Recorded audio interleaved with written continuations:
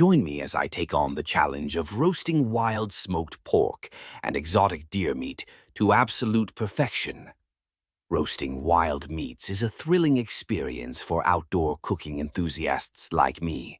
There's something special about cooking over an open flame, surrounded by nature, and enjoying the fruits of your labor with friends and family. The excitement of not knowing exactly how the dish will turn out adds an extra layer of fun to the process. Cooking wild meats can be quite challenging, especially when it comes to achieving that perfect balance of flavor and texture. One of the biggest hurdles is ensuring that the meat is cooked evenly throughout, without drying it out or leaving it undercooked. You've got to be careful not to overcook it or it'll be tough as shoe leather. And if you undercook it, well, that's just not safe. I've had my fair share of trial and errors, but that's all part of learning, right? Another challenge is dealing with the unique characteristics of wild meats. They can be leaner than domesticated meats, which means they require special handling to prevent them from becoming too dry. And let's not forget about the gaminess factor. Some people love it while others can't stand it.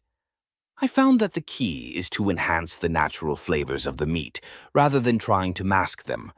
I've spent countless hours experimenting with different techniques and ingredients to get it just right.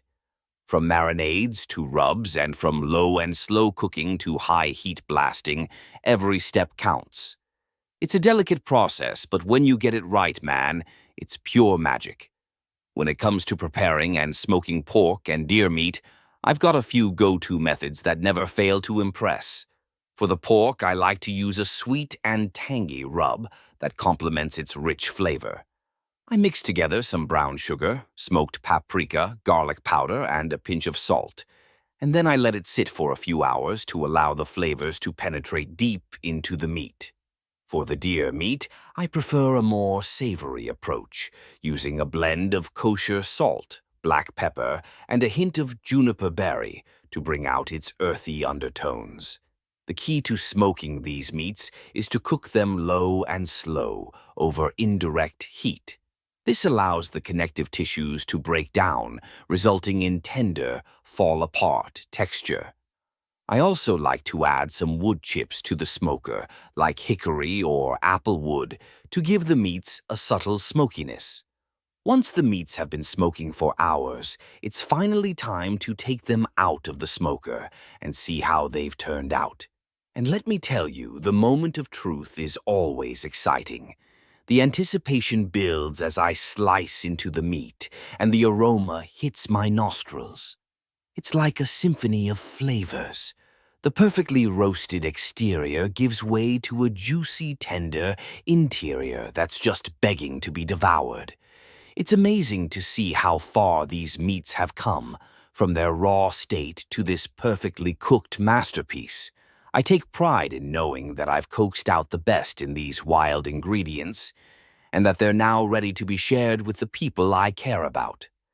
Preparing wild meats is a journey that's full of ups and downs, twists and turns, but the end result is always worth it. There's nothing quite like the satisfaction of achieving delicious results and sharing them with loved ones. If you've got your own wild cooking experiences, share them with me in the comments below. I'd love to hear about your adventures and see some pictures of your creations. And if you're looking for more cooking tips and recipes, be sure to check out my other videos. I've got plenty more where this came from.